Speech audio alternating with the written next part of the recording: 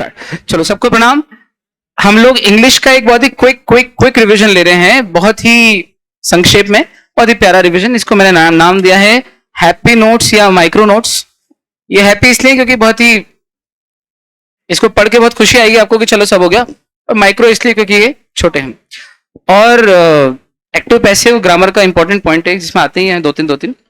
सबसे पहला रूल है कि सब्जेक्ट और ऑब्जेक्ट को इंटरचेंज कर दो, जो सब्जेक्ट था उसको ऑब्जेक्ट, ऑब्जेक्ट को सब्जेक्ट कर दो। एक्टिव से पैसिव की बात कर रहे हैं। फिर ऑब्जेक्ट जो है, मतलब जिस सब्जेक्ट को आपने ऑब्जेक्ट बनाया है उस ऑब्जेक्ट के पहले अंत में क्या लगा दो, बाय लगा दो। जनरल रूल तो यही है। हाँ, उस बाय प्लस सब्जेक्ट को हम या बाय प्लस ऑब्जेक्ट को हम हटा भी सकते हैं जब वो ऑब्वियस हो या अननोन हो, तो है ना। अगला वर्ब, मेन वर्ब हमेशा किस में जाएगी, थर्ड फॉर्म में जाएगी, पास्ट पार्टिसिपल। और उस मेन वर्ब के पहले एक हेल्पिंग वर्ब आएगी बी, और वो बी आएगी वो अब बी के रूप में आएगी कि be, been, being, is, am, are या वॉज वर्ब। बी अपने किसी फॉर्म में आ सकती है क्योंकि बी के सारे फॉर्म में be, been, being, was verb, is, am, are, ये सब बी के फॉर्म में। तो बी तो आएगी, उसके साथ उसका कोई भी फॉर्म आ सकता है और उसके साथ वर्ब का थर्ड फॉर्म होगा, हेल्पिंग वर्ब आएगी। Be and its variation such as is, am, are, was verb, ये सब आ जाएंगे। I play cricket, cricket is played by me, तो प्ले का तो थर्ड फॉर्म हो गया और उसके पहले हेल्पिंग वर्ब आ गई बी। बी का कौन सा फॉर्म, इज, क्योंकि प्रेजेंट इंडेफिनिट था इसलिए, है ना। अच्छा, फिर अगर सब्जेक्ट या ऑब्जेक्ट एक्टिव वॉइस का प्रोनाउन हो तो फिर वो subject, pronoun subject objective case में आ जाएगा और प्रोनाउन जो ऑब्जेक्टिव केस में वो इधर सब्जेक्टिव केस में आ जाएगा, एज द केस में भी। तो आई हिट यू, मैं तुम्हें मारता हूं, आई हिट यू, तो इसका उल्टा बनेगा you are hit by me. तो आई का क्या हो गया, मी, और यू का ऑब्जेक्टिव केस यू ही होता है, इसलिए इसका दूसरा कर लेते हैं।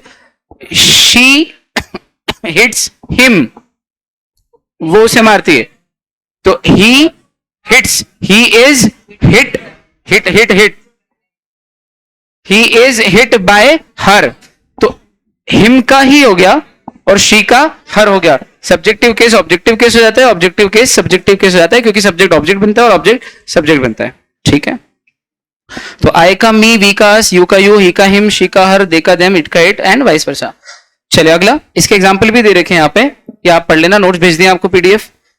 अगर एक्टिव वॉइस का सब्जेक्ट अननोन है या अनइंपॉर्टेंट है तो बाय प्लस सब्जेक्ट को हम, बाय प्लस ऑब्जेक्ट को क्या कर देते हैं, ओमिटेड। जैसे we make butter from cause milk, तो butter is made from cause milk, unimportant है, यही फर्क पड़ रहा है हम बना रहे कि कौन बना रहा है। बटर बनता है ना गाय के दूध से, बात खत्म। तो वी को आप हटा सकते हो, butter is made from cause milk by us, उड़ा भी सकते हो, अनइंपॉर्टेंट है ऐसा। अगर एक्टिव वॉइस के सेंटेंस में जो वर्ब है उसमें कोई मॉडल वर्ब है, तो मॉडल वर्ब कैसे चेंज होती है, तो बोले modal verb plus be plus past participle. जैसे Raj can lift this box, तो मॉडल वर्ब क्या है इसमें, कैन, तो पैसिव में क्या हो जाएगा मॉडल वर्ब तो वहीं रहेगी, मेन वर्ब का पास्ट टेंस बन जाएगा और बीच में बी आ जाएगा, और बाकी सब्जेक्ट ऑब्जेक्ट तो चेंज होंगे और बाय लगेगा ही। तो this box can be lifted by Raj. है बच्चा, आया। दूसरा एग्जांपल भी दिया, वो देखना। When there are two objects, only one object is interchanged. अब टू ऑब्जेक्ट्स कब होते हैं, बोले तब जब सेंटेंस में देखो indirect object plus object of preposition दोनों हो।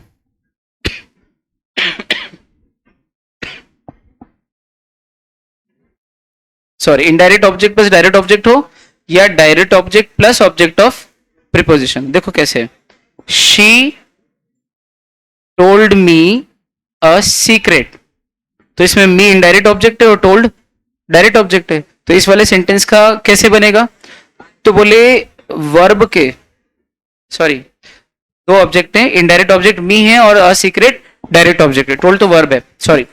तो वर्ब के तुरंत बाद कौन सा ऑब्जेक्ट आ रहा है, इनडायरेक्ट के डायरेक्ट, इनडायरेक्ट, तो जो इनडायरेक्ट ऑब्जेक्ट है वो फिर सब्जेक्ट बनेगा। और मी का सब्जेक्टिव केस क्या होता है, आई, तो I was told a secret by her, her. अब इसी सेंटेंस को दूसरे तरीके से लिखते हैं, ये एक्टिव था, ये पैसिव था, इसका पहला वेरिएशन ये, दूसरा variation she told me a secret की जगह मैं बनाता हूं she told a secret to me, preposition लगा के मी को पीछे डाल दिया, तो फिर मी एक ऑब्जेक्ट है जो प्रीपोजिशन के बाद आ रहा है, तो कैसा ऑब्जेक्ट बन गया मी? Object of preposition. इस केस में टोल्ड यानी वर्ब के तुरंत बाद सबसे नेक्स्ट इमीडिएटली कौन सा ऑब्जेक्ट आ रहा है? डायरेक्ट ऑब्जेक्ट आ रहा है, तो इसका कैसे बनेगा? बोले जो वर्ब के तुरंत बाद है वो सब्जेक्ट बनेगा। A secret was told to me by her. समझ गए इस तरह के सेंटेंस का? यही कैच है। मैं बोल रहा हूं अभी भी, she told me a secret, 10 में से 9 बच्चे अभी भी ये वाला बना के आ जाएंगे, इसका पैसे हो। She told me a secret was told to me by her. सिर्फ बोल बोल के करते हैं बिना रूल्स के, और फिर कुछ तो भी लिख के आते हैं, फिर बाद में बोलते हैं सर सही तो किया था, इसमें क्या गलत है? तो फिर इसका मतलब आपने वो लेक्चर्स देखे नहीं, इतने तगड़े लेक्चर्स हैं, 38 लेक्चर लॉ के। टाइम मिला तो देखना बेटा। जिसने देखे एक बार हाथ ऊपर करके बोल दो कि क्या करा है उसमें, जादू है कि नहीं है ना? इंग्लिश है ना जादू? जो आज तक 10वीं तक नहीं पढ़ा स्कूल में, बड़े से बड़े 2 लाख रुपए साल के स्कूल में, ऐसे भी रूल्स हैं उसमें, कुछ बातें हैं, है ना? तगड़ी बात है। चलो मजाक नहीं कर रहे मतलब, और घमंड वाली बात ही नहीं, अपन मेहनत की उस विषय के ऊपर यार। चलो फटाफट से इंपेरेटिव सेंटेंस। इंपेरेटिव सेंटेंस में क्या करने का है? इंपेरेटिव मतलब please give me this book, don't sit here, इस तरह के ऑर्डर, कमांड या सजेशन या एडवाइस वाले जो सेंटेंस होते हैं, तो कुछ नहीं, you are advise to, you are requested to, you are order to कर दो, और बाकी ऐसा का ऐसा रहने दो। हाँ लेकिन कई बार ऐसा भी होता है शट द डोर, तो उसमें let the door be shut, switch on the fan, तो let the fan be switched on, ऐसे भी बनते हैं, अपन पढ़ चुके हैं इसका रूल। मॉडल वगैरह तो चेंज होते ही नहीं पैसिव वॉइस में, कैन ही रहता है, कुड ही रहता है। कैन का कुड, मेका माइट डायरेक्ट इनडायरेक्ट में होता है, एक्टिव पैसिव में नहीं होता। ये जानबूझ के रूल लिखा है, कुछ बच्चे कंफ्यूज आते हैं, पूछते हैं सर इसमें कैन का कुड तो हुआ ही नहीं, मेका माइट तो हुआ ही नहीं, तो फिर आपको मालूम है मेरी क्या इच्छा होती है, पर मैं अपने आप को रोक लेता हूं। फिर has, have, had, what, where, ये वाले कभी अपनी पोजीशन चेंज नहीं करते। चलो अच्छा, टेंस वाला रूल क्या है एक्टिव से पैसिव में? बोले simple present, he eats an apple is eaten by him, is am आ रहता है, he is eating an apple, तो आईएनजी के लिए फिर बी आएगा, be plus ING, an apple is being eaten by him. He has eaten an apple, तो has तो अपनी जगह रहेगा, आगे बी आ जाएगा, बी कौन सी फॉर्म में आएगा? थर्ड फॉर्म में, हैज बीन हो जाएगा, an apple has been eaten by him. He ate an apple, अब एट सेकंड फॉर्म में, मतलब पास्ट इंडेफिनिट, तो आ जाएगा an apple was eaten by him. He was eating an apple was being eaten by him। बाकी आप so on and so forth, direct and indirect speech. जल्दी करना है, टाइम 1 घंटे का लिया अपन ने अब एक्स्ट्रा, सबने घर पे 1 घंटे का ही बोला है ना अभी। मतलब कुछ बच्चों ने मुझसे पूछा था कितना बताएं घर पे, तो मैंने 1 घंटा बताया था, इसलिए 1 घंटे में पूरा समाना है। क्वेश्चन भी करने मुझे बेसिक है, कर लिए अपन ने पहले, है ना, स्कूल में भी किए हुए, मुझे एक बार याद दिलाना है बस। The purpose is to revive, एक बार पढ़ के जाना ना बाद में, बस इस नोट से इतना से बता दो कि कौन किस में चेंज होता है, डायरेक्ट इनडायरेक्ट में। Present indefinite changes to past. छोड़ो, रूल आपको मालूम है क्या करने का, जल्दी बोलो। Corresponding angles are equal, present changes to corresponding past, present indefinite past indefinite, present continuous past continuous, present perfect past perfect, present perfect continuous past. अब मजे की बात, पास्ट इंडेफिनिट सिंपल पास्ट होना चाहिए, पास्ट सिंपल लिख दिया, simple past changes to past perfect. अब past का और पास्ट क्या हो गया, तो बोले double past, past perfect, past continuous into past perfect continuous, बाकी दोनों रिमेन्स सेम। अब मजे की बात, अगर ये आ जाए एग्जाम में और बोले कि इसका इनडायरेक्ट से डायरेक्ट करो, तो फिर इसके 2 वेरिएशन बनते हैं। अगर पास्ट परफेक्ट में दे रखा है इनडायरेक्ट, उल्टा भी आता है ना कहीं भी, डायरेक्ट से इनडायरेक्ट नहीं, इनडायरेक्ट से डायरेक्ट करो, तो इनडायरेक्ट से डायरेक्ट करोगे तो पास्ट परफेक्ट को आप पास्ट परफेक्ट में भी कर सकते हो, बाकी फिर वो कॉमा इन्वर्टेड कॉमा लगा के दैट हटा के वो तो ठीक है, या फिर प्रेजेंट परफेक्ट में भी ला सकते हो, और वो दोनों सही रहेंगे, टेंशन वाली कोई बात नहीं। जहां तक हो सके प्रेजेंट में ही करना, ताकि नजर तो आए कि आपने कुछ किया है। सही बोला ना? चलो सॉरी, फ्यूचर सिंपल में क्या होगा? प्रेजेंट कंडीशनल बन जाता है, बस विल का वुड हो जाता है, बाकी सेम रहता है। और फ्यूचर कंटिन्यूस दे रखा हो तो वुड भी हो जाएगा, विल बी गोइंग का वुड भी हो जाएगा, बाकी सब हो जाएगा। चलो अच्छा, अगर यूनिवर्सल ट्रूथ हो या प्रेजेंट टेंस में ही रिपोर्टिंग वर्ब हो, बाहर सेड की जगह सेज हो, रिपोर्टिंग वर्ब ही सेज हो said की जगह, या सेंटेंस यूनिवर्सल ट्रूथ हो, he said the sun rises in the east, he said that sun rose in the east, नहीं, he said that sun rises in the east. जब universal truth हो तो change नहीं होता टेंस, वो तो बाकी तो लगेगा, कॉमा इन्वर्टेड कॉमा हटा के दैट वगैरह, बस टेंस चेंज नहीं होगा। या फिर वो चीज स्टिल रेलेवेंट हो, पर स्टिल रेलेवेंट वाला रूल हम लोग अवॉइड करके चल रहे हैं क्योंकि बच्चों को इतने अच्छे से वो अप्लाई करना नहीं आया तो गड़बड़ कर देंगे, इसलिए दिमाग में लगा रहे। और तीसरा है जब रिपोर्टिंग वर्ब खुद ही किसमें हो, प्रेजेंट टेंस में हो। ही सेज, हिमांशी अगर एग्जाम में ऐसा आया ही सेज फिर कॉमा इन्वर्टेड कॉमा और यहां पे कुछ लिख दिया, आई प्लेड क्रिकेट, और इसने देखा कि कौन सा टेंस है यार, past indefinite, past indefinite changes to past perfect, he says that I had played cricket, yes.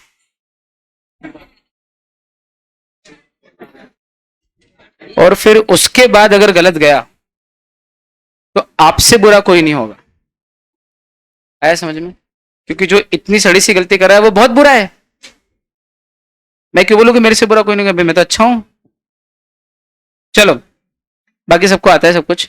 ये बताओ, ये डायरेक्ट से इनडायरेक्ट स्पीच में जब चेंज करते तब ये चेंज होता है क्या? जल्दी बोलो, किसका किस में? कैन का, मे का, विल का, मस्ट का, ऑट टू वुड का वुड ही रहता है। बहुत बढ़िया। अच्छा वो दूरी वाले जरा बता दो यार, कि दूर वाले पास हो जाते हैं और पास वाले दूर हो, जैसा कुछ होता है क्या? कि बस पास वाले दूर होते, दूर वाले कभी पास नहीं होते? बेटा दूर वाले कभी पास नहीं होते जिंदगी में, सिर्फ पास वाले ही दूर होते हैं। और जो आपसे डायरेक्ट मिला करते थे वो इनडायरेक्ट मिला करते हैं, और कभी कभी तो इनडायरेक्टली भी नहीं मिलते हैं। और इनडायरेक्ट में इतने दूर हो जाते हैं, इतने दूर हो जाते हैं कि जो हियर होते हैं वो देर हो जाते हैं, जो कम होते हैं वो गो हो जाते हैं, जो नाउ है वो देन हो जाते हैं, जो बिफोर है वो अगो हो जाते हैं। ये जिंदगी का दस्तूर है, डायरेक्ट से इनडायरेक्ट ऐसे ही होता है। इनफैक्ट मैं तो कहता हूं कि जिस दिन नाउ का देन हो जाए, अगो का बिफोर का अगो हो जाए, हियर का देर और कम का गो लगने लग जाए, आप समझ जाओ कि सामने वाला अनइंटरेस्टेड है। ये उसके इनडायरेक्ट हिंट्स हैं। इनडायरेक्ट स्पीच में होता है ना ऐसा, ये इनडायरेक्ट हिंट से कि I am no more interested in you. अब अपना रास्ता नाप ले, कितनी बेइज्जती कराएगा भाई अब तो, समझ रहे बात को? मैं तो समझ, आप पगले जैसे बेइज्जती कराते रहते हैं, उसके बाद इंसिस्ट करते रहते हैं रिलेशनशिप के लिए, बेग करते हैं रिलेशनशिप के लिए, जैसे कि कुछ मिलना ही नहीं, जिंदगी में कुछ नहीं मिलेगी आपको। बात समझ में आई क्या? ये बेग वेग नहीं करना रिलेशनशिप के लिए। I beg you, my life is nothing without you, I would not be able to live, I can't imagine my life without you.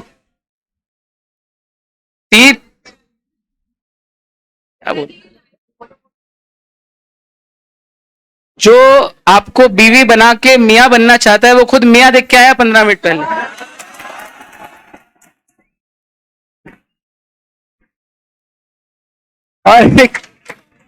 और एक नंबर का झूठा है वो कि तेरे बिना मेरी लाइफ अधूरी है, उसका फिर भी काम चल रहा है। मेरे से नहीं। तुम लड़कियां मेरी बात सुनो, बोलियो, बच्ची हो हमारी, बिल्कुल इनके कहने में बहुत लविंग है, बहुत केयरिंग है, बहुत ध्यान रखता है, तो वो उसका इन्वेस्टमेंट है तुम में। He will reap the investment later. हाँ सही बोल रहा हूं, मजाक नहीं कर रहा हूं। कुछ नहीं होता केयरिंग वेयरिंग, बकवास। पढ़ाई करो, ज्यादा केयरिंग है तो करते रहे भाई। वन साइडेड केयरिंग अच्छा है, काम बनेगा अपना, लेते रहो गिफ्ट है। अब लड़के ही मूर्ख हैं, मानने को तैयार नहीं, समझ नहीं रहे तो मैं क्या। आई क्या बात समझ? अपने तो समझी भी ये सब बात, अपन तो इस चक्कर में नहीं। तू समझ जा माधव, है ना समझ में? हाँ यार। अब वो बोलना तो थी ना, कहीं ना कहीं बात तो दिमाग में घुस गई थी। हाँ हाँ वो तो है, हाँ वो तो। चलो today changes to that day, सबको आता है। टुमारो, द डे आफ्टर या the next day, the following day, yesterday, previous day या the day before, next week, next month, next year, following week, following month, following year, last week, last month, last year, the previous week, previous month, previous year, now या just का then, ago का before, here का there, this का that, कम का गो, 10 का सो, 10 बज जाती है तो सो जाते हैं। चलो भाई, यही बेसिक रूल्स थे डायरेक्ट, इनडायरेक्ट और एक्टिव पैसिव के। सर मेरा बचपन से क्रश है, सर मेरा 3 साल से क्रश है, हम रिलेशनशिप में थे। सुनो मैडम, सुनो सर, अब वो आदत सी पड़ गई थी, अब जब छूट गया वो वो अपने काम में लग गया, उसकी स्ट्रीम बदल गई, वो ये नहीं कर रहा है, दूसरा कुछ कर रहा है, तो अब तो कुछ खाली खालीपन सा लगता है लाइफ में। क्या भाई, क्या वो कुत्ता है क्या, उसके बिना मन नहीं लग रहा है? ये घर में आते थे तो वो 2 मिलाता हुआ आ जाता था तो बड़ा अच्छा लगता था। आदत डालो ना बेटा। तुम क्या प्यार करोगे यार, प्यार तो कैप्टन विक्रम बत्रा ने किया था यार। क्या बकवास प्यार कर, उसमें कोई साथ में रहना, रोज बात करना, रोज मिलना, रोज देखना थोड़ी जरूरी होता है यार। उसमें तो एब्सेंस में भी आप सामने वाले का प्यार फील करते हो, you feel him, feel her around you every time without the presence. हाँ सब बकवास। बाकी लड़कों को तो मैं जानते हैं ना, मैं भी तो लड़का हूं, मेरे को मालूम है ना हम क्या क्या करने के हम केपेबल हैं। हाँ, बहुत आसान है लड़कियों, मतलब कोई कोई रॉकेट साइंस थोड़ी कि लड़की को प्यार में फंसाना कोई बहुत कठिन चीज है, सब लड़कों को आता है, बहुत सारी क्लासेस। बड़ी बात नहीं, छोटी बात, इसलिए मत करो। लड़कों से भी निवेदन है बेटा, इन चक्करों में मत पड़ो। 3 साल अपनी जिंदगी के मेरे को दे दो बस, मतलब मेरे सिद्धांतों को, मेरी आइडियोलॉजी को दे। मैंने तो बहुत साल दे दिए और शायद मेरे को बहुत लंबा समय देना पड़ेगा इस आइडियोलॉजी के, क्योंकि कुछ बड़ा गोल है। पर मैं आपसे तो 2-3 साल ही मांग रहा हूं, उसमें वो हो जाएगा जो आप चाहते हो। मैंने आते ही बोला था, तो कर वो जो मैं चाहता हूं तो होगा वो जो तू चाहता है, तो करता वो है जो तू चाहता है, तो होता है वो है जो मैं चाहता हूं। वो ही कृष्ण जी ने बोला, कर्मयोगी बनो और फिर देखो क्या मजा आएगा। सब एवरीथिंग कम्स टू यू। और मैंने कहा था एक बार आपसे, everything falls into place, everything. प्रकृति का नियम है कि सब कुछ सेटल डाउन होगा। आप बना लो कितने भी ईंट मिट्टी गारे के जंगल बनाने आपको, एक दिन ये सब गिरेंगे। हम तो छोटे से 80-100 साल के लिए पैदा हुए, प्रकृति तो अनंतकालीन है ना। प्रकृति तो अनादि से है और अनंत तक रहेगी, हम तो एक छोटा सा हिस्सा है। अब ये चलती रहेगी, ये सब गिर जाएगा, यहाँ पे अपने आप पेड़ पौधे फिर उग जाएंगे, ये मलबा बन जाएगा। आज से 100 साल बाद कभी पुनर्जन्म और हम यहीं आए तो बोले यार क्या क्या दिन थे यहाँ पे, सब कुछ कितना सही था, दुनिया बसी थी, और आज इतना उजाड़ है, जंगल है, शेर चीते। Nature has its own way of settling things. ये जूल टेट्रिस है, टेट्रिस। आपको आए नहीं आए चीजों को सही जगह फिट करना, नेचर को आता है फिट करना। और कुछ चीजें नेचर, आप सिर्फ वो करो जो सही है, तो फिर नेचर भी आपका सब कुछ अपने आप सही करते जाएगी। कुछ चीजें आपको करना नहीं पड़ेगी, things will fall in place. हम खुद करने जाते हैं, कई बार ओवरडू कर देते हैं और इतना मैसी हो जाता है, इतना कॉम्प्लिकेटेड हो जाता है कि फिर ना हमसे संभलता है ना किसी और से, और फिर it ends in something bitter, या जो हम नहीं चाहते, debacle, you go to dogs, ruins. चलो आर्टिकल राइटिंग फटाफट से फॉर्मेट करेंगे, टाइम नहीं क्वेश्चन करना। हेडिंग, टाइम नहीं बोल बोल के फालतू बात भी कर देते हो सर, फालतू।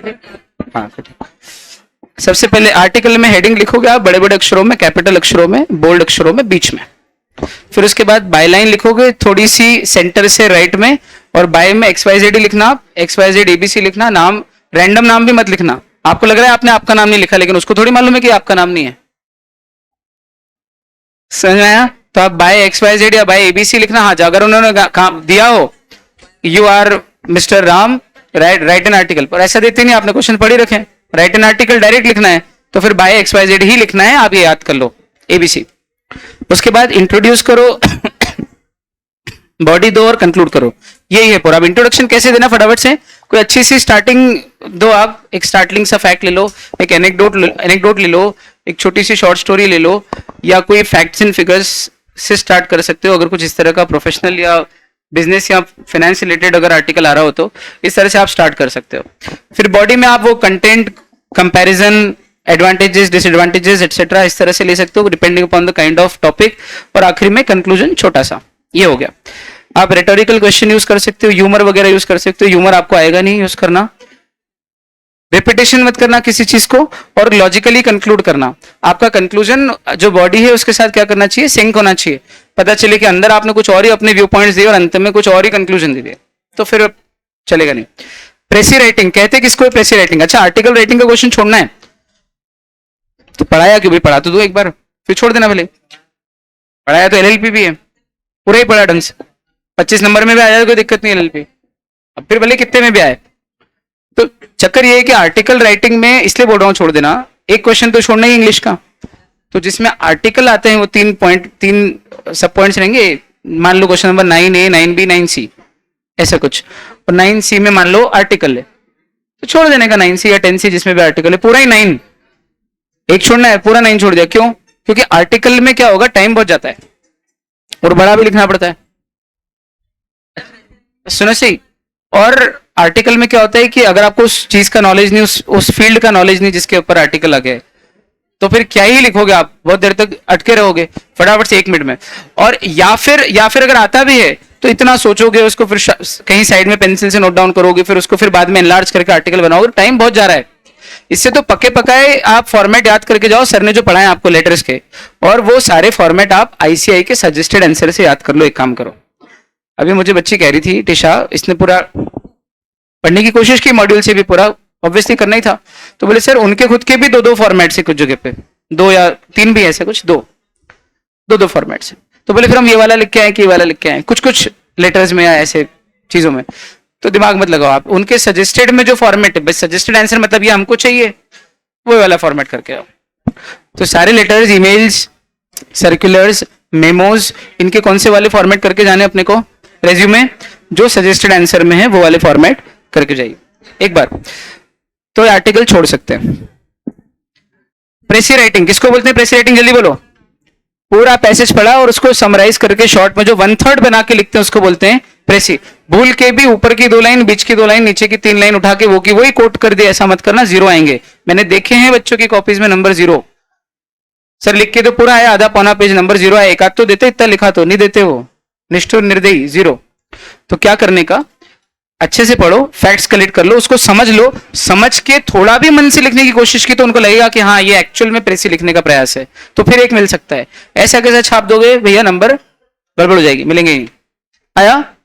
हाँ, टाइटल आपको ही देना पड़ेगा इसमें।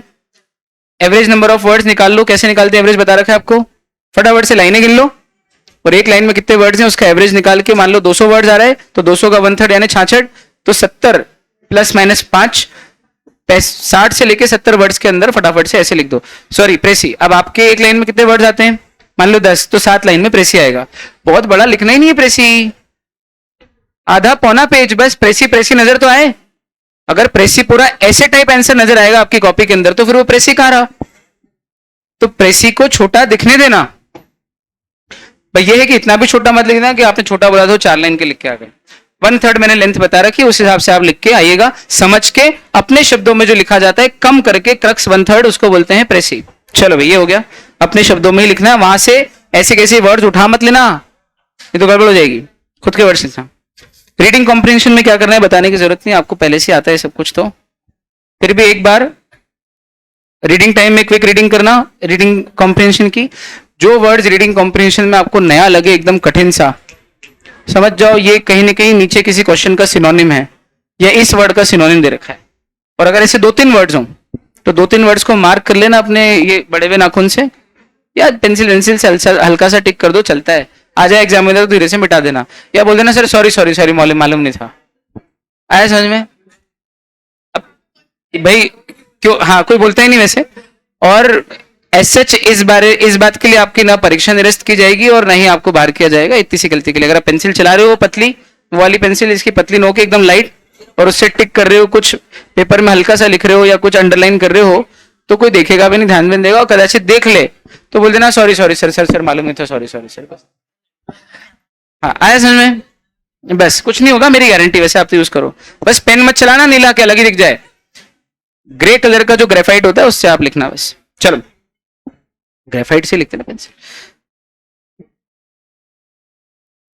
एक बार सारे क्वेश्चन को पढ़ लो, रीडिंग मारी, क्वेश्चन पढ़े, अगली बार जब सेकंड रीडिंग करोगे तो क्वेश्चन के हिसाब से करोगे, और जहां जहां क्वेश्चन के आंसर मिलते जाए वहां वहां मार्क करते जाओ, खत्म किस्सा।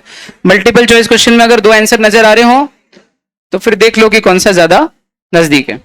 चलो नोट मेकिंग, इसमें समस्या आ रही है, बच्ची मुझे बोली कि सर मेरे को 3-3 बार पैसेज पढ़ना पड़ता है नोट मेकिंग में, एक बार पहला रीडिंग, फिर एक बार नोट्स बनाने के लिए सेकंड रीडिंग अच्छे से करते हैं, फिर वो समरी लिखने के लिए फिर से नोट मेकिंग का वो पैसेज पढ़ना पड़ता है।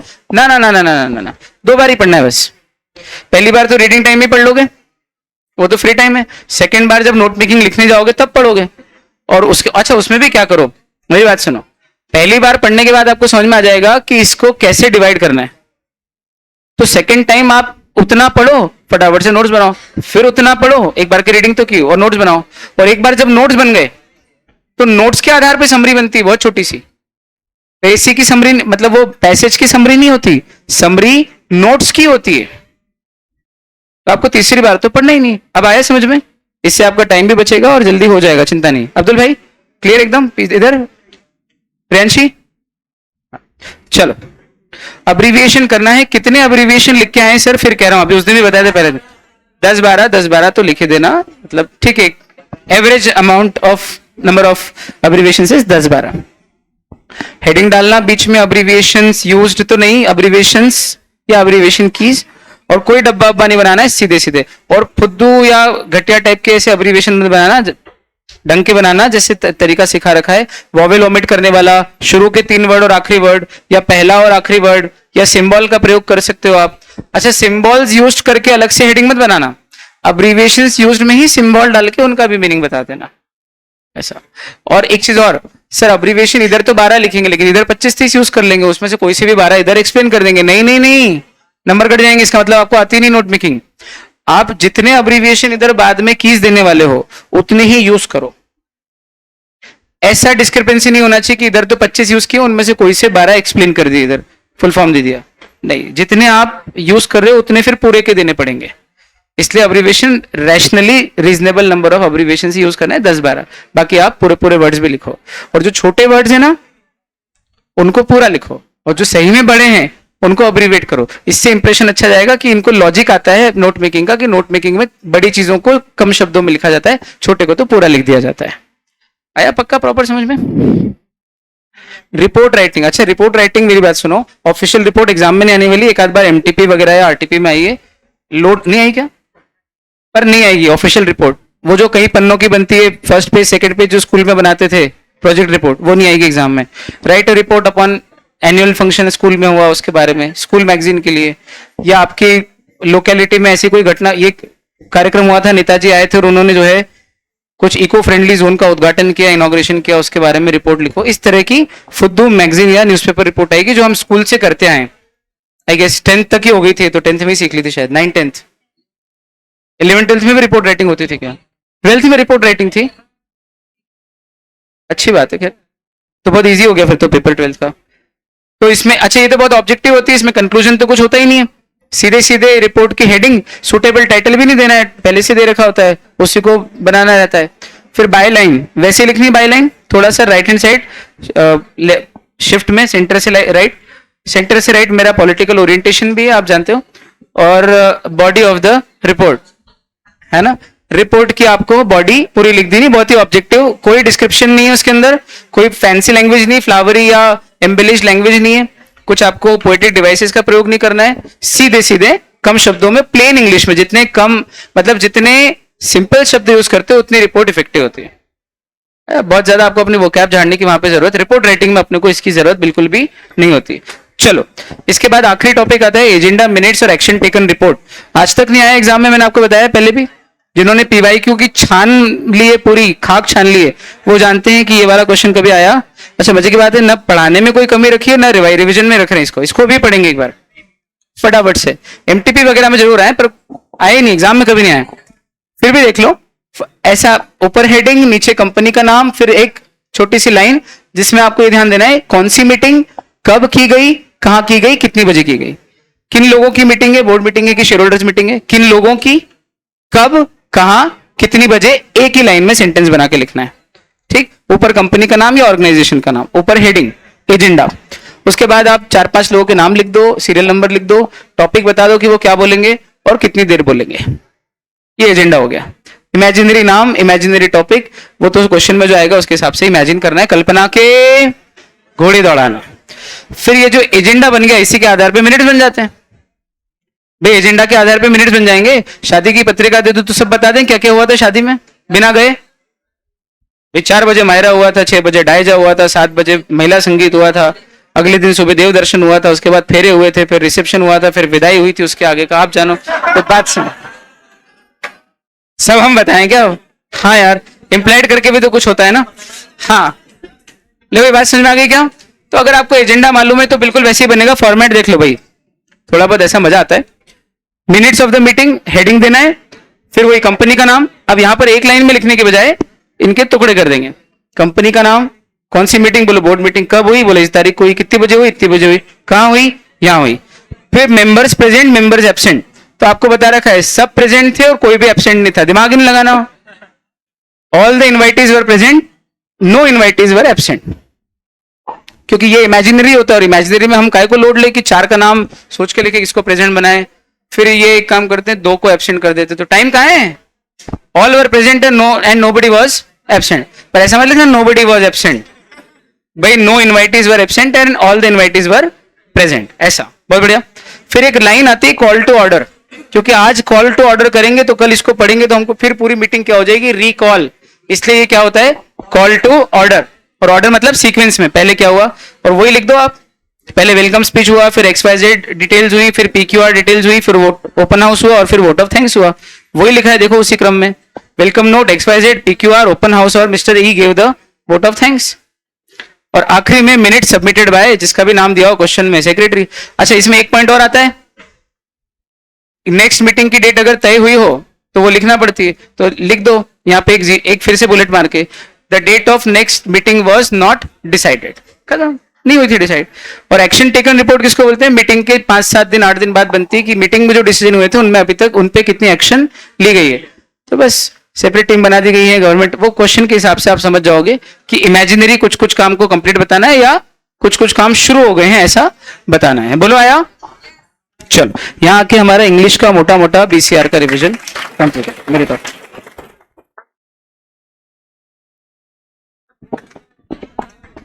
देखो बेटा, अब फटाफट से मैं सिर्फ क्वेश्चन समझाऊंगा आपको और आंसर आपको फिर बाद में, सिर्फ क्वेश्चन समझाऊंगा, मैं आंसर भी नहीं बताने वाला हूं। जहां आपको लगे कि सर इसका आंसर भी देख लेते हैं एक बार, वहां रोकना कि सर इसका आंसर दिखा दो, प्रॉब्लम क्वेश्चन को समझने में ज्यादा आती है, क्वेश्चन समझाओ। बाकी वो 2 वीडियोस जो है बहुत इंपॉर्टेंट, आपको मालूम है कौन से है ना, एक में ब्राउन कलर का थंबनेल और एक में ब्लू कलर का थंबनेल है, इस टाइप के वो 2 वीडियो, एक PYQ एक RTP। चलो, PM लिमिटेड कॉन्ट्रैक्ट करती है गुप्ता ट्रेडर्स से कि वो एक मशीनरी बनाएगी और 30 जून 2017 तक डिलीवर कर देगी 21.5 लाख में। लेबर की स्ट्राइक हो गई तो PM लिमिटेड नहीं कर पाई मशीन मैन्युफैक्चर और डिलीवरी भी नहीं कर पाई गुप्ता ट्रेडर्स को। बाद में गुप्ता ट्रेडर्स ने वो मशीनरी प्रोक्योर यानी खरीदी अनदर मैन्युफैक्चरर से 22,75,000 में। ओहो भाई, 22.5 में खरीदी और 21.5 में खरीदते तो तेरे ब्रीच करने के कारण दूसरे से इतने में खरीदनी पड़ी, तो ये 1.25 लाख रुपए का तो ऑर्डिनरी डैमेजेस ही हो गया मेरे को। बहुत बढ़िया, बहुत ही आसान क्वेश्चन है। तो गुप्ता ट्रेडर्स ने, अच्छा इस कारण से ये जो ब्रीच ऑफ कॉन्ट्रैक्ट किया गुप्ता ट्रेडर्स ने, सॉरी PM लिमिटेड ने जो ब्रीच ऑफ कॉन्ट्रैक्ट किया, इस कारण से गुप्ता ट्रेडर्स जेनिथ ट्रेडर्स के साथ जो कॉन्ट्रैक्ट किया था उसको भी परफॉर्म करने से प्रिवेंट हो गई, यानी नहीं कर पाई। खेल किसका है, समस्या? हाँ, तो थोड़ा सा इंग्लिश पे तो वर्क करना ही था, किया ही है मेरे हिसाब से, और समझा ही रहा हूं मैंने, कुछ नहीं तो प्रिवेंट यानी नहीं कर पाई, रोकी गई। अब रोकी गई मतलब नहीं कर पाई, ऐसा। At the time of their contract with PM limited क्या करा था, which it had made with zenith traders at the time of their contract with PM limited. हाँ, पर प्रश्न ये है कि इन्होंने ये तो बताया ही नहीं कि बताया था कि नहीं बताया था। हाँ, प्रायर नोटिस, नहीं तो अपन स्पेशल डैमेजेस भी लगाते हैं, हेडली वर्सेस बैक्सेंडेल, अभी देखते हैं। एंड वर कंपेल्ड टू पे compensation for breach of contract, calculate the amount of compensation which Gupta traders can claim from PM limited, legal provisions of Indian contract act. 73 ordinary damages, special damages claim, और अगर नहीं समझ आ रहा है तो diplomatic answer लिख देंगे। अंत में आखिरी छोटा सा कंक्लूजन कि सिंस की जरूरत नहीं, had Gupta Traders already communicated to PM Traders या PM Limited about the circumstances of Zenith Traders, तो they would have recovered special damages. फिर स्पेशल डैमेजेस को समझाना ही पड़ेगा किसको बोलते हैं और कब रिकवर कर सकते हैं। And if they had not communicated it in advance या prior notice of such circumstances was not given, Gupta Traders will not be entitled to recover any special damages from। और फिर ऑर्डिनरी डैमेज तो समझाना ही है और उसका formula भी बताना। ऑर्डिनरी डैमेजेस मतलब contract price minus market price, और वो तो डायरेक्टली कैलकुलेबल है, 1.25 लाख वो तो मिलेंगे ही मिलेंगे। बोलो आया? इन्होंने क्या, एक सेकंड में देख लेते हैं, रुक जाओ बेटा, सब बातें बाद में। इन्होंने हाँ, इट डिपेंड्स अपॉन फैक्ट, इनने भी वही लिखा ना डिप्लोमेटिक आंसर एज रिगार्ड, जहां तक इसकी बात है तो वो तो इस पे डिपेंड करता है कि उनने बताया था या नहीं। ये भी अच्छी लैंग्वेज है। आया भेजे तो सब, इसका आंसर ही भेज रखा है क्या मैंने खुद नहीं? हाँ, ये मैंने प्रियांशी से बनवाई है फाइल। मैंने बोला था बेटा जो जो कठिन क्वेश्चन तुझे लग रहे हो तेरे हिसाब से उसकी एक फाइल बना के भेज दे, तो मैं समझूंगा कि जनरली ये वो क्वेश्चन है जो सब बच्चों को कठिन लग रहे होंगे, तो पूरी रिसर्च करके बना देना। तो उसको लगा होगा ये क्वेश्चन कठिन है, और ठीक भी है, बच्ची ने उसने मेहनत की, इंटेलिजेंट है, तो मैंने उस पर छोड़ दिया था, और सही भी किया उसने। मेरे हिसाब से ये क्वेश्चन सही में भी ट्रिकी है, ऐसा नहीं।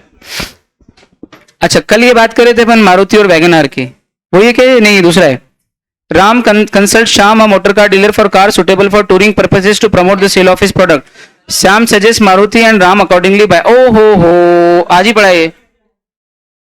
मैंने काय का बायलिटरल सोगा का क्वेश्चन है। हाँ बेटा, हाँ चलेगा, हाँ चलेगा बेटा। बात सुना, when the buyer has communicated his purpose to the seller, seller उस चीज में ऑलरेडी डील करता है, एक्सपर्टीज है, and relies on his judgement, तो फिर उस केस में क्वालिटी और fitness as to purpose condition बन जाता है। आया, देखो इन्होंने क्या लगाया है, वही कंडीशन एंड वारंटी समझाइए, फिर कंडीशन की क्या डेफिनेशन है, वारंटी क्या डेफिनेशन है वो भी दे दी, फिर उसके बाद इन द इंस्टेंट, ये क्या कुछ ऐसे शब्द हैं जो बोल भी नहीं सकते, अनपार्लियामेंट्री हो जाएंगे ना, अनपार्लियामेंट्री हो जाएंगे, एक्सपंज हो जाएंगे, एक्सपंज मालूम है ना, एक्सपंज। हाँ जी, ये जरूर ये लिखा है, car should be suitable for touring purposes, ये कंडीशन हो गई है, तो ये वाइटल है, इसका फुलफिलमेंट नहीं हो रहा है तो राम कार को रिजेक्ट कर सकता है और प्राइस रिफंड कर सकते। पर सीधे सीधे कंडीशन वारंटी समझाई, क्वालिटी और फिटनेस समझाया नहीं, वो बायर ने जजमेंट रिलाय करा और ये वो, तो क्या करें, हम तो सही लिख के आएंगे भाई, पहले भी कहा था सजेस्टेड है, भगवान नहीं है। ठीक, मोटा मोटा प्रोविजन पकड़ लेंगे, बाकी उसका सजावट और अंदर का कंटेंट हम थोड़ा सा कर सकते हैं, डरो मत, मैं हूं, कर सकते हैं ऐसे। अगला क्वेश्चन फटाफट से, कुछ एक क्वेश्चन ही है, आप बोल फटाफट से बोल, हाँ जूम कर। एस ने अग्री किया कि 100 बेल्स ऑफ कॉटन खरीदूंगा वी से, लार्ज स्टॉक, ये हाँ ये इंपॉर्टेंट क्वेश्चन, इसका आंसर भेज चुका हूं, फिर भी एक बार देख लो। 100 बेल्स बेचने की बात हुई, अपने लार्ज स्टॉक में से उसने कुछ लोगों को डिलीवरी लेने भेजा, अपने आदमियों को, उन्होंने 60 बेल्स तो पैक कर ली। पहले बताओ अप्रोप्रिएशन ऑफ गुड्स कौन करता है, बायर, बायर या बायर का आदमी भी कर रहे तो बायर ही कर रहे एक तरीके से, तो बायर के लोग गए 60 पैक कर लिए, मतलब 60 का अप्रोप्रिएशन हो गए, बाकी 40 का अप्रोप्रिएशन, बाकी 40 तो अभी भी उसके लार्ज स्टॉक में ही है, मतलब वो असर्टेन ही नहीं हुए, स्पेसिफिक नहीं हुए, बहुत बढ़िया। Later on there was an accidental fire and the entire stock including the 60 bales जो ऑलरेडी पैक हो चुकी थी वो भी जल गई, तो 60 बेल्स तो असर्टेन हो गई थी, डिलीवरेबल स्टेट में थी, प्राइस असर्टेन थी, फलाना ढिमका, तो 60 बेल्स की तो ओनरशिप चली गई थी पार्ट डिलीवरी के प्रोसेस में, लेकिन 40 बेल्स, तो इसका क्या उत्तर दिया जरा देख लो यार।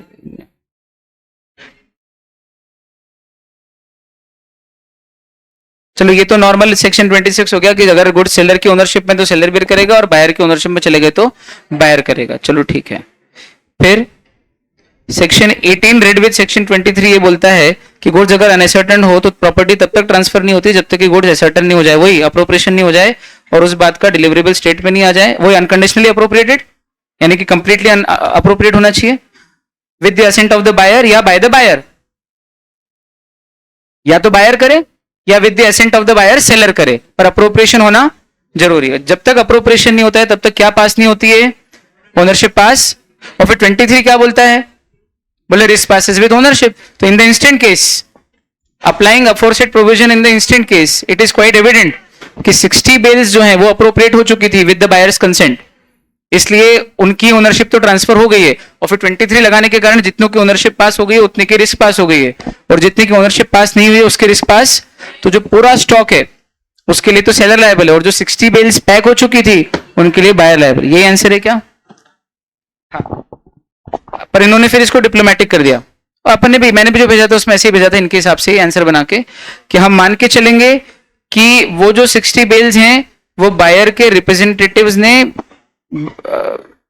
बायर के रिप्रेजेंटेटिव के कंसेंट से ही, मतलब वो प्रॉपर अप्रोप्रिएशन हुआ है, बायर के रिप्रेजेंटेटिव, बायर या बायर के रिप्रेजेंटेटिव के कंसेंट से अप्रोप्रिएट हुए हैं, तो फिर तो बायर को ओनरशिप चली जाएगी और फिर 60 की बायर और बाकी की सेलर करेगा। और मान लो वो बायर के रिप्रेजेंटेटिव के कंसेंट से नहीं हुआ है तो फिर वो प्रॉपर अप्रोप्रिएशन नहीं है, और प्रॉपर अप्रोप्रिएशन नहीं हुआ है इसका मतलब सेल नहीं हुई है, मतलब ओनरशिप ट्रांसफर नहीं हुई है, मतलब वो 60 बेल अभी भी किसकी है, सेलर की है, तो पूरे के पूरे का ही लॉस कौन बेयर करेगा, सेलर बेयर करेगा। अभी आ गया पक्का? एक दो ही क्वेश्चन है सोगा के जो दुख देते हैं। हाँ, ये क्वेश्चन बहुत बच्चों को तकलीफ देता है, इसमें कैलकुलेशन करना नहीं आता है बच्चों को डैमेजेस का। बोलो हाँ, हो गया? आ गया आपको? ये मैंने भेजा है, ये भेजा है। कुछ बच्चे इतने नशे में हैं, कुछ को तो मैं जानता हूं जो अधिकतर ही नशे में रहते हैं, मैंने ग्रुप पे कुछ भेजा है, उनको कीमत ही नहीं उस बात, भेजा होगा हमको क्या। हाँ, एक्स एंटर करता है वाई के साथ एक कॉन्ट्रैक्ट में। अब मेरे को ये समझ में नहीं आता, ये दो लोग एक साथ एंटर करते हैं, कॉन्ट्रैक्ट नाम की जगह है कहां जहां सब लोग एंटर कर जाते हैं? ये कौन सा जगह, कौन सा देश है जहां सब लोग एंटर करते हैं? हमको तो कभी एंट्री नहीं मिली यार। एंटर इनटू अ कॉन्ट्रैक्ट, दोनों एक साथ विथ वाई। अच्छा, अकेले भी नहीं जाता, विथ वाई। बताओ, वाई अपने एक्स के साथ जा रहा है, ये कौन सी जगह यार?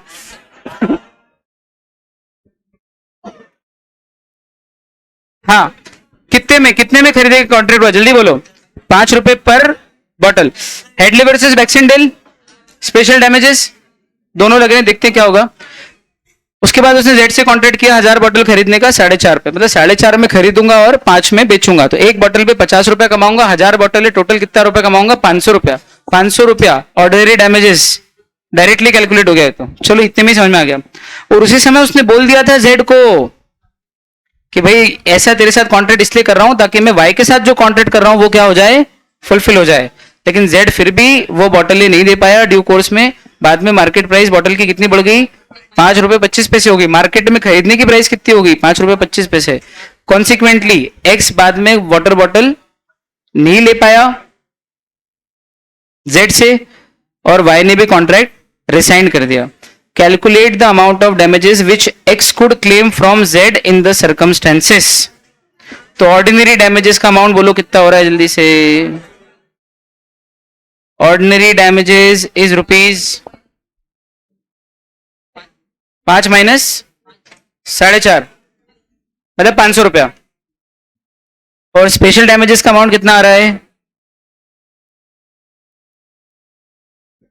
5.25 माइनस,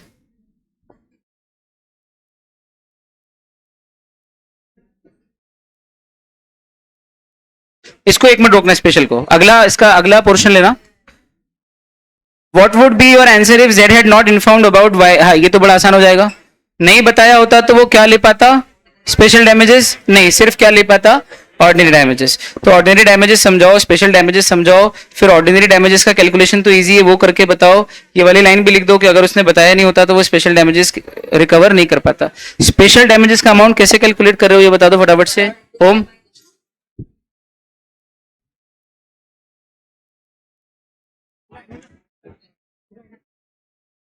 0.75 इंटू 1000 बॉटल, 750 रुपया माइनस 4.5। 1 मिनट यार, ये हो गया। मेरे आंसर में क्या लिखा है बताना जरा? ये लिखा है ना, पर इन्होंने क्या दिया आंसर? यहां तक तो ठीक है, ये 500 दिया है और 750 उन्होंने स्पेशल डैमेजेस दिया है, और नहीं बताया होता। अच्छा, इसका आंसर जो ये दे रहे हैं बहुत बढ़िया, सुनो सुनो मैं बताता हूँ चक्कर क्या है। ये स्पेशल डैमेजेस नहीं है 750, स्पेशल डैमेजेस उस केस में ऑर्डिनरी डैमेजेस ही होते। सुनना ध्यान से, क्यों बताता हूं। ऑर्डिनरी डैमेजेस का फॉर्मूला क्या है? Market price minus contract price. तो थोड़ी देर के लिए आप फर्ज करो सेकंड वाले पोर्शन में कि उसने बताया ही नहीं होता कि मेरे को आगे ऐसी कोई अपॉर्चुनिटी है, तो फिर सिर्फ ऑर्डिनरी ले पाता, और ऑर्डिनरी का फॉर्मूला लगाओ,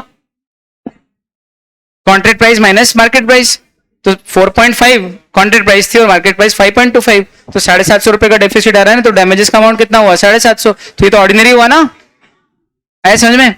और अगर बताया होता तो स्पेशल डैमेजेस का अमाउंट कितना होता, स्पेशल डैमेजेस का तो जितना प्रॉफिट कमाते वही तो स्पेशल डैमेजेस होता है। तो 4.5 में खरीद के कितने में बेचते, 5 में, तो कितना आप नहीं कमा पाए, 0.5, कितनी बॉटल्स पे, 1000 बॉटल्स पे, तो स्पेशल डैमेजेस तो 500 हुआ ना, आया समझ में। स्पेशल डैमेजेस कितना हुआ, 500 हुआ। अपॉर्चुनिटी कॉस्ट वर्ड बोला था आपको, अब क्लैरिटी आई कि ये कम क्यों और वो ज्यादा क्यों है, आ गया समझ में, आ गया। और फॉर्मूला याद रखना, ऑर्डिनरी डैमेजेस मतलब contract price minus market price, और स्पेशल डैमेजेस मतलब अपॉर्चुनिटी कॉस्ट, इतने में खरीद के इतने में बेचता तो कितने का प्रॉफिट नहीं कमा पाया, बस वो जो प्रॉफिट नहीं कमा पाया का अमाउंट जो है वो कितना होगा, स्पेशल डैमेजेस होगा। अब आगे समझ में, गले उतरा इनका आंसर, आईसीआई का भी सही है ये वाला आंसर है ना, आप कंफ्यूज मत हो, सही आंसर है। फटाफट से अगला है हाँ, ये बहुत बार आया क्या,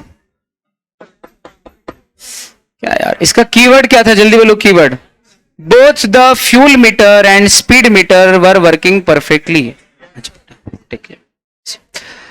वर वर्किंग परफेक्टली, ये कीवर्ड है, ये पढ़ लिया, मतलब इसका मतलब क्या लगेगा इसमें, जल्दी बोलो।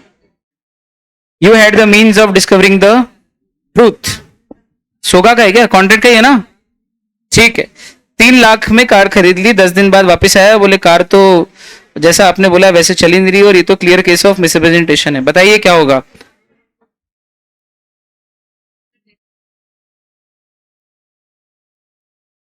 नाइनटीन में पहले उन्होंने बता दिया कि फ्री कंसेंट ना हो तो क्या होता है, जनरल, फिर प्रिसाइजली उन्होंने 17 लगा दिया है,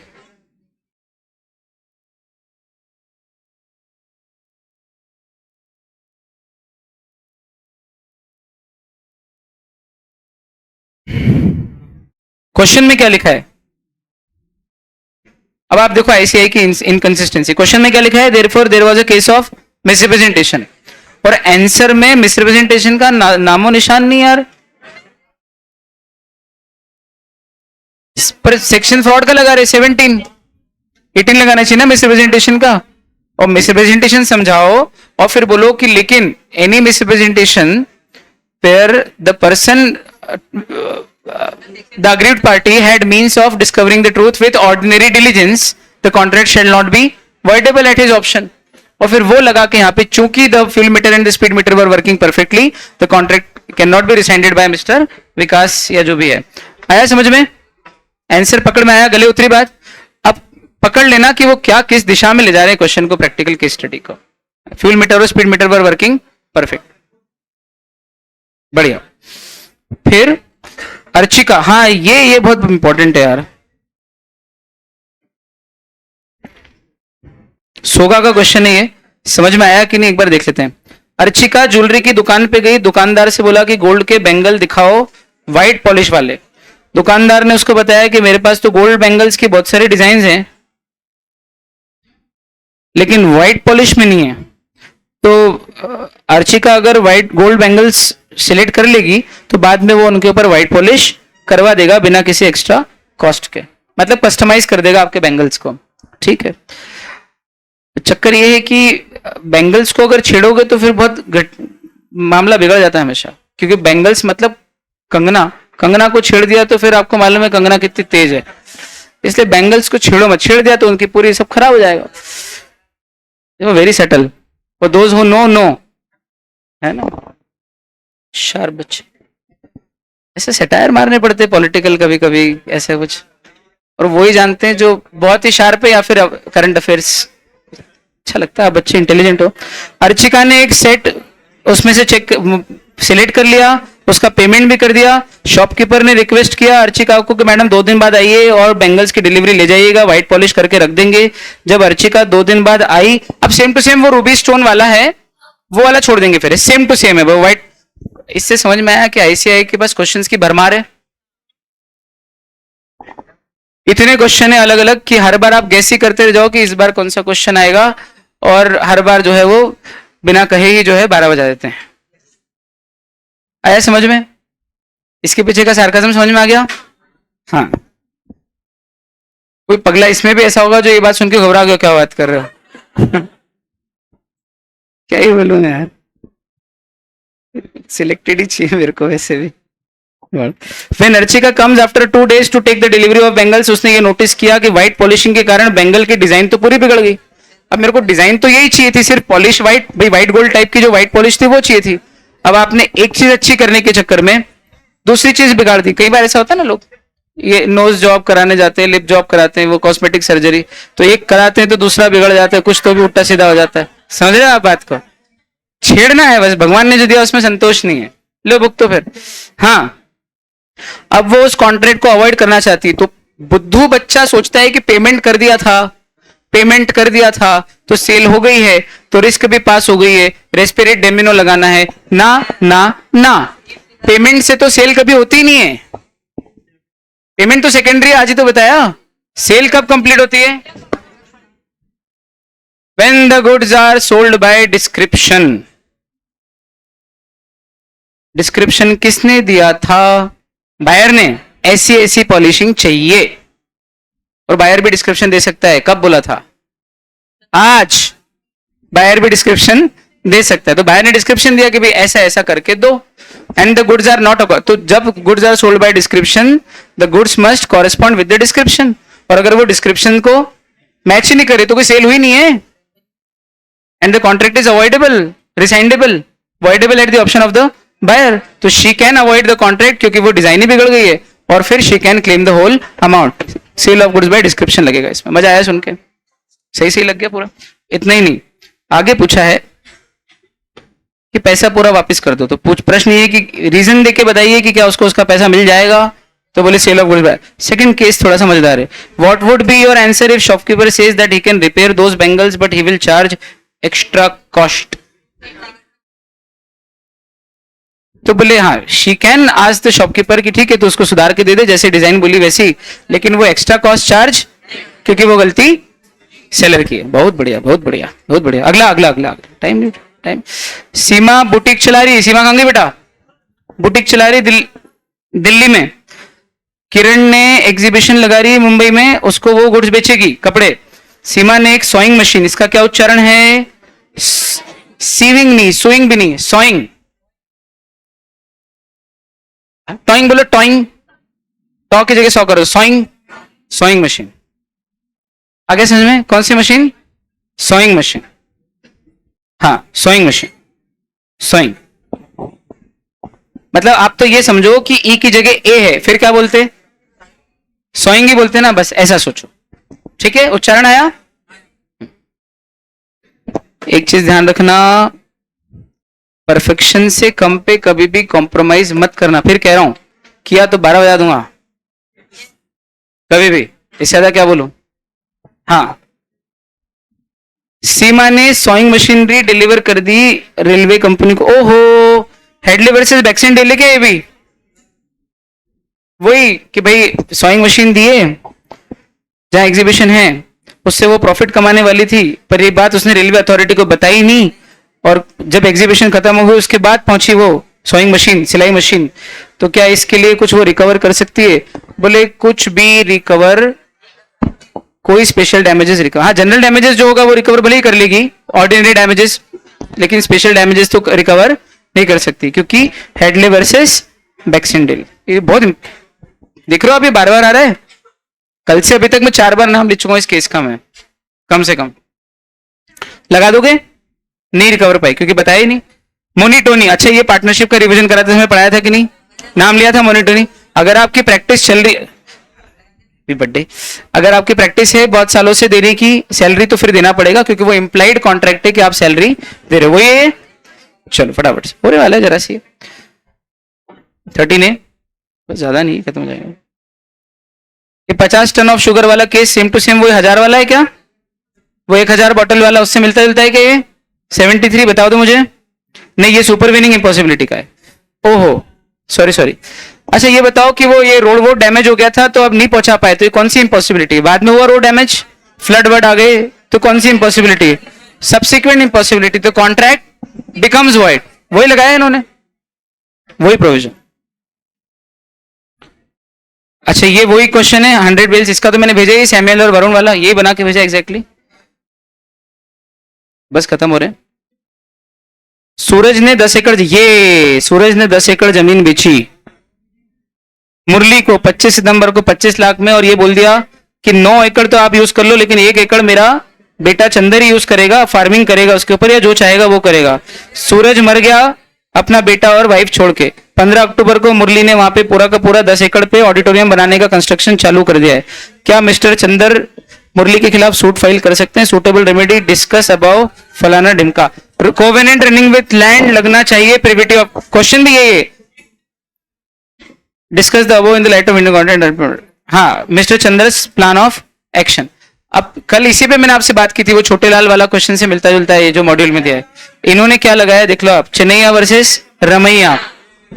सुनो, गुस्सा आ रहा है कि दया आ रही है आईसीआई पे? तो गुस्सा याद आ रहा है आपको? दया तो नहीं आ रही? नहीं, पैथेटिक।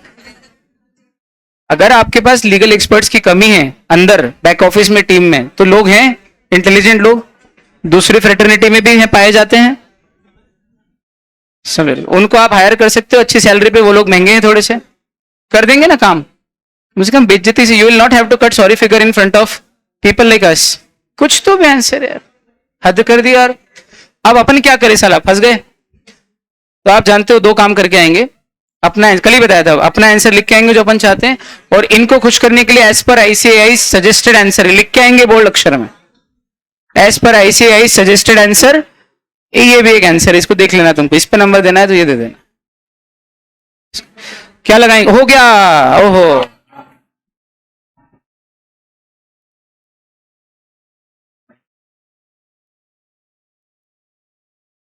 हाँ भाई, एग्जाम को लेके आखिरी 5 मिनट। एग्जाम में आईडी सॉरी एडमिट कार्ड, 2-3 बातें आखिरी। एडमिट कार्ड याद से लेके जाइएगा, पहले ही रख लेना एडमिट कार्ड। जब आए हाथों हाथ अच्छे बढ़िया प्रिंट निकाल लो, 2 प्रिंट निकाल लो, एक अपने एक्टिवा के डिक्की में रख लो अलग से खुला एनवेलोप में, और एक अपने पेंसिल बॉक्स या जो भी आप लेके जाते हो, मेरे हिसाब से वो इस तरह के चेन वाले लेके जाते हो ना, ये बढ़िया है, इसी में चेन है, इसमें बहुत सारे सामान आ जाता है अच्छे से, और थोड़ा सा फ्लेक्सिबल भी होता है। वो डब्बा क्या थोड़ा कड़क रहता है तो रिजिड है। ध्यान सुनो, पेंसिल बॉक्स ले जाओ ऐसा, इस तरह का पाउच, और उसके अंदर आप वो रख लो, क्या बोलते हैं, एडमिट कार्ड। याद से, गीला ना होने पाए, खराब ना होने पाए, जरा ढंग से। इतनी भी मत मोड़ देना उसको कि पूरा जो है, ज्यादा जितना मोड़ते हो उतने कट्स पड़ते हैं, उतना उसकी लाइफ कम होती है। 8 दिन चलाना है ढंग से, कम 7-8 दिन तो चले वो। एक बात बहुत याद से, वहां किसी ने मेरे को फोन लगाया कि सर ये मेरे को अंदर नहीं आने दे रहे एग्जाम हॉल में, मेरा सेंटर 15 किलोमीटर दूर है, अब मैं जाऊंगा लेने, एग्जाम में 10 मिनट बचे हैं, मैं जाऊंगा लेने तो कुछ हो नहीं पाएगा, मैं एडमिट कार्ड लाना भूल गई या एडमिट कार्ड लाना भूल गया। हो सकता है कि मैं सुने बिना आपके मुंह पे फोन काट दूं और आपको आपके हाल पे छोड़ दूं। नहीं, मैं कुछ भी नहीं करूंगा भाई, इसका पहले बता रहा हूं। तो अच्छा हुआ आपने बताया, सर हम आपको नहीं लगाएंगे, प्रेरक सर को लगा लेंगे। मतलब बोले आदमी को जबरदस्ती परेशान करोगे, फालतू नहीं लगाना है आपको किसी को, आपको याद से लेके जाना। इतना सा भी नहीं कर सकते तो मेरे हिसाब से आप डिजर्व ही नहीं करते हो सीए बनना। आप क्या क्लाइंट का काम टाइम से करके दोगे यार, करोड़ों का नुकसान करा दोगे उसको। इतनी सी चीज नहीं, इतनी लापरवाही साल भर पढ़ने वाले बच्चे से क्या मूर्खता है ये। मेरे पास तो आप सोचते हो हर अटेंड में 1-2 फोन आते होंगे ना, जब भी मैं बोल रहा हूँ ऐसा बच्चे करते हो, मेरे को चिढ़ आती बहुत ज्यादा। किसी ने करी है ये हरकत, या फिर ये हरकत वही बच्चा करेगा जो घर वालों को धोखा देना चाहता है। मैं आइडिया नहीं दे रहा हूं, समझे बात को, कि फेल होने से अच्छा है घर वालों को ये बता दो घर में वो ले जाना भूल गया इसलिए पेपर बिगड़ गया और मैं दे ही नहीं पाया, तो उसको तो और फिर 7वें नरक के नीचे वाला जो स्पेस आप जानते हो वहीं पर जगह मिलनी है उसको तो। हाँ, जहां वो नहीं गरम गरम खून में तला जाता है। हाँ, तेल तो अच्छी चीज। बात सुनो भाई, एडमिट कार्ड एडमिट कार्ड क्या 17-16 को आएगा एडमिट कार्ड। हाँ तो वो इतने सारे पेजेस नहीं निकालने, उसके साथ जो 5-7 पेज पीछे के आते हैं, कोई काम के नहीं है फालतू। ज्यादा पैसे हैं क्या प्रिंट निकालने के? वो जो मेन पेज है, एक फ्रंट पेज जिसमें आपका ना, या 1 या 2 पेज बस उतने निकालने हैं। वो कोई कलर वलर निकालने की जरूरत नहीं है। जिंदगी रंगीन होना चाहिए, फोटो नहीं। आया समझ में? हाँ, घर वालों का फालतू खर्चा कराओगे, फटाफट से 5 रुपए में प्रिंट आउट निकालो, 2 पेज खत्म। शुरू के 2 पेज, ज्यादा निकालने की जरूरत नहीं, 5-10 पन्ने। एक बात, सुनो ध्यान से, ब्लैक कलर के पेन लेके जाना, ब्लैक पेन के अलावा कोई अलाउड नहीं है। OMR का याद रखना, पेन से नहीं करना। HB पेंसिल बोला क्या उनने, तो HB पेंसिल से ही करना। फिर बाद में बोलोगे सर वो मैं भूल गया था, मैंने ब्लैक पेन से भर दिए, ब्लू पेन से भर दिए, फिर अब क्या करूं, मेरा चेक होगा कि नहीं होगा। तो हो सकता है फिर मैं आपका फोन आपके मुंह पे काट दूं और मैं नहीं सुनूं। मैं नहीं फालतू, थक गए ना यार ये सुन सुन के इतने साल के अटेम्प्ट्स में यार। अब ये भी नहीं करोगे तो मैं गुस्सा आएगा। हाँ तो फिर मैं पहले बता रहा हूँ, इससे क्या है, फालतू फालतू फोन से बच जाऊंगा मैं। दो बातें, ब्लैक पेन से नहीं भरना, जो या उन्हें ब्लैक पेन बोला हो तो भरना, HB पेंसिल बोला हो तो उससे भरना। पेंसिल बोला मुझे मालूम है। दो बात, लॉ के पेपर पूरा ब्लैक पेन बॉल पेन से भरना, जेल पेन से नहीं लिखना। सर मेरी हैंडराइटिंग जेल पेन से अच्छी आती तो फिर मैं क्या करूं, तो आप आपकी जानो, मैंने बॉल पेन बोला है, इंस्टीट्यूट भी बॉल पेन बोलता है। स्मज प्रूफ होता है बॉल पेन, ऐसा बॉल पेन मत लेके जाना जिसमें बहुत स्मजेस आते हैं। I hope you know smudges, आपको तो पता है, लिपस्टिक लगाते फैल जाते तो उसको स्मज बोलते, काजल लगाओ फैल जाता है उसको स्मज बोलते हैं, समझे ना। स्मज मतलब वो फैल जाता है, तो कई बार इंक फैलती है ना, लिखते जाते हो फिर आगे का लिखते हो तो हाथ पे आ जाता है, यूं फैल जाता है। तो ऐसा पेन ढंग का लेके जाओ जिसमें स्मजेस नहीं आते हैं, ठीक है, व्यवस्थित चला के लेके जाओ। मैंने आपको पहले भी सिखाया था बहुत पहले, आज आखिरी बार सिखा रहा हूं, चला के लेके जाना। मान लो आप सेलो के विनर पेन से लिखते हो, 4-5 पेन मैं सजेस्ट कर देता हूं, पहले भी किए थे उस वीडियो में। 2 मिनट का टाइम और लगेगा, 8 का टाइम है, 8-3 हो गए, कोई बात नहीं, ऐसे 1 घंटा नहीं हुआ उस बात से। सेलो का विनर एक अच्छा पेन है, पतली ग्रिप का, पतला सा पेन। जिसको मोटी ग्रिप का पेन चाहिए उसको बटर फ्लो अच्छा आता है सेलो का, if you know butter flow. इसके अलावा सेलो का ग्रिपर बहुत प्यारा पेन है, सारे ब्लैक इंक। हाँ, पेंटोनिक का जो मैंने आपको दिया पेन, पेंटोनिक तो अच्छे हैं सारे, बटन वाला है ये भी अच्छे हैं।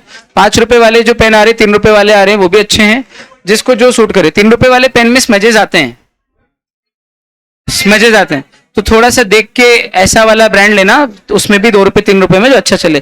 5 रुपए का पेन आता है नटराज का, गोल्डेक्स आता है 7 रुपए 10 रुपए के अंदर आते हैं, अच्छे पेन है।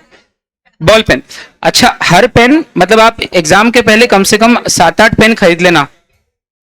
इनफैक्ट एक काम करो, मेरी बात सुन, मेरी बात सुनो, अभी मॉक टेस्ट चालू हो रहे ना कल से, मॉक टेस्ट के पहले आज ही या कल सुबह 5-7 पेन खरीद लो, 5-7 पेन खरीद लो, और रोज एक लॉ का पेपर एक नए पेन से दो,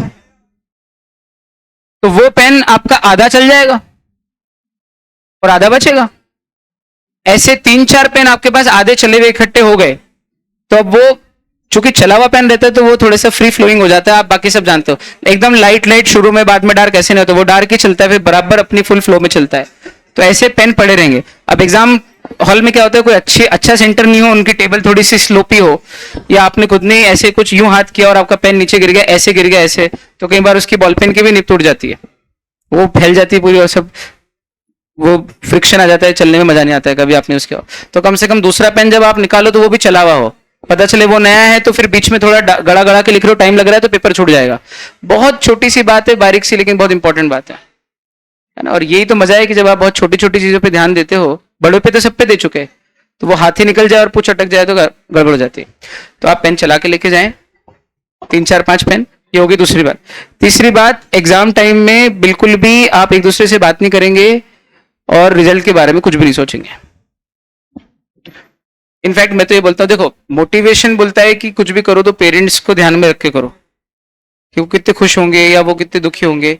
अच्छी बात, मैं भी बोलता हूँ तो कि पेरेंट्स को खुश करना है, उनकी आज्ञा में रहना है, उनको सुखी करना है, जीवन के सारे सुख प्रदान करने, वो एक अलग बात है। लेकिन क्या होता है कि ज्यादा उनके बारे में सोचने में फिर नेगेटिविटी ये आती है कि नहीं हो पाया तो वो कितने दुखी होंगे। आ रही बात समझ में? तो इसका जो दूसरा वर्जन है वो भी तो बहुत खतरनाक है। और माइंड हमारा थोड़ा चंचल है यार, बंदर के जैसा, ये उधर ज्यादा गुलांटी मारता है उस तरफ। देखो प्रकृति का एक सहज नियम है कि नीचे बिना प्रयास के जाते हैं, ऊपर उठाने में मेहनत लगती है। ये इसको नीचे गिराना है, कोई प्रयास थोड़ी करना है, सिर्फ हाथ उठाना है, पर ये नीचे गिर गया और ऊपर उठाना हो तो ये L1 L2 C1 C3 पूरी पूरी पूरी बॉडी लग जाएगी। समझ रहे बात को? जेट पंप, पानी को नीचे से ऊपर टंकी में चढ़ाना हो तो पंप लगते हैं, ऊपर की टंकी से नीचे के पाइपों में नलों में अपने आप आता है, उसके लिए कोई पंप नहीं लगते हैं। बोलो हाँ। नीचे की गति आसान है, सहज है, ऊपर की गति ऊपर लेके जाना कठिन है। उसी तरह से डाउनवर्ड्स नेगेटिविटी में, गलत सोच में इजीली जाता है, बिना करे जाता है। अच्छा सोचने में, पॉजिटिव सोचने में मेहनत लगती है, प्रयास लगता है। बोलो सही बात बोली? तार्किक बात करते हो। और आप फुद्दू फुद्दू मोटिवेशन तो आपको आजकल लगते ही नहीं कुछ, आप बड़े बड़े मोटिवेटर से पढ़ते हो, समझ रहे हो, जिनका ओरिजिनल कंटेंट है। समझ रहे हो बात को? जो बहुत पढ़ते हैं उसके बाद फिर कुछ सार देते हैं। तो बात सुनना ध्यान से शार्प बच्चों। तो ये सब बकवास है। आप कुछ मत सोचो, कुछ मत सोचो, किसी के बारे में मत सोचो, पास मत सोचो, फेल मत सोचो, कुछ भी सोचने की जरूरत नहीं है। सिर्फ ध्यान होता है ना, ध्यान, अल्फा स्टेट, गामा स्टेट है ना, आप अल्फा मोड में, आप बिल्कुल मेडिटेशन के तौर पे 8 दिन बिताओ, या इनफैक्ट अगले 15, 20 दिन, 25 दिन full as if you are in a meditating state. कोई डिस्टर्बेंस नहीं है, काम करना है, ना फल के बारे में विचार कर रहे हैं, ना कुछ सोच रहे, बस काम करना है, ये करना है। और आप छोटे छोटे प्लान बनाते जा रहे हो डेली, ये करना है। अभी तो 7 दिन तो कोई प्लानिंग ही नहीं है, सीधे सीधे आप हमारे भरोसे रहो। अभी पूछ लो कि सर इन 7 दिन में क्या करें। कल कोई आके मत पूछना कि सर हम यहाँ से जाके सारे टेस्ट देके घर पे क्या करें। भाई रोज आप वो सब कुछ करो जो छोड़ रखा है, अभी जो कर रखा है वो मत करो, और जो छोड़ रखा है वो करो। और फिर मजे की बात, मॉक टेस्ट में आज के पेपर में जो क्वेश्चन नहीं बना है, लॉ में, अकाउंट्स में, किसी में भी, समझ लो वो चीज हमारी अभी भी अच्छी है। तो इन 8 दिनों में तो आपको वही वही करना है जिसमें आपको मालूम पड़ रहा है कि कहां अटक गई थी आज गाड़ी। पूछने की जरूरत नहीं है। जैसे कल के पेपर में सुपर विनिंग इम्पॉसिबिलिटी का क्वेश्चन भूल गए, मालूम पड़ेगा घर आके सजेस्टेड देख के, अरे यार ये मेरे को आया ही नहीं है, तो इसका मतलब सुपर विनिंग इम्पॉसिबिलिटी एक बार और देखना है। आगे के बाद समय तो 7 दिन तो क्या करना है मालूम ही अपने को। हाँ, उसके बाद क्या करना है अगले 7 दिन अपन देख लेंगे, ठीक। पर एक मेडिटेटिंग स्टेट में रहो, बस मेरे को छूटा हुआ सब करना है। एवरीथिंग ऑफ एवरीथिंग है हमारा, समथिंग ऑफ एवरीथिंग नहीं है, एवरीथिंग ऑफ समथिंग नहीं है, एवरीथिंग ऑफ एवरीथिंग है। कुछ भी छोड़ के नहीं जाना है किसी भी सब्जेक्ट में। ये हो गया आखिरी 2 मिनट। इसके अलावा एग्जाम टाइम में पेपर डिस्कस नहीं करना है, मेरे को फोन नहीं लगाना है एग्जाम वाले दिन, मैं किसी से बात नहीं करता एग्जाम वाले दिन। पेपर अच्छा गया, खराब गया, कुछ नहीं, कोई रिव्यू भी नहीं लेता। एक आध बच्चे से मैं मंगा लेता हूं बस पेपर, क्योंकि मेरे को भी थोड़ी जिज्ञासा रहती, तो भाई फोटो वोटो खींच के भेज दे बेटा, मैं भी देख लूं कैसा क्या है। अब पेपर के पहले लगाओ ना जितना लगाना है, पेपर वाले दिन और उसके बाद, जब तक बाकी पेपर नहीं हो जाते तब तक कोई बात नहीं करेंगे। उसके बाद जब सारी एग्जाम हो जाएं, फिर आप आओ यहाँ पर्सनली आओ, फोन लगाओ, मिलो, बात करो, घूमने चलो, पिकनिक बनाए। पेस का एक स्पोर्ट्स डे मनाने वाले अपन, बहुत ही नजदीकी समय में, हर साल मनाते हैं दिसंबर जनवरी के आसपास। चूंकि एग्जाम इस बार आपकी लेट हो रही है, जनवरी में खत्म हो रही है, तो जनवरी मिड या उसी के आसपास अपन एक स्पोर्ट्स डे मनाएंगे। टर्फ वर्फ चलेंगे, और भी खेल कूद, फुटबॉल, क्रिकेट, बड़ी मस्ती होती है। लड़के लड़कियां सब, लड़कियों की भी टीम बनती है, 1-2 लड़कों की बनती, बड़ा मजा आता है। वो सब होगा, पर उसके पहले आपको कुछ भी डिस्कस ना हमसे करना है ना आपस में। और एक बात, खास बात, पेपर के पहले जो आपस में मिलते, क्यों ये कर लिया क्या तूने यार, अरे ये कर लिया, अरे यार वो कल एक फलाना एकेडमी का एकदम लास्ट मिनट पे एक वीडियो आया था कि एग्जाम के एक दिन पहले ये टॉपिक कर लो। ये जो चुल मची है ना सबको सुनने की, तो फिर मेरे को पूरा छोड़ दो यार, पूरे छोड़ दो। जब ये उंगली पकड़नी नहीं आपको, या एक साथ 3-4 लोगों की उंगली पकड़ रखी है, छोड़ दो, कम से कम कहीं तो पहुंचो।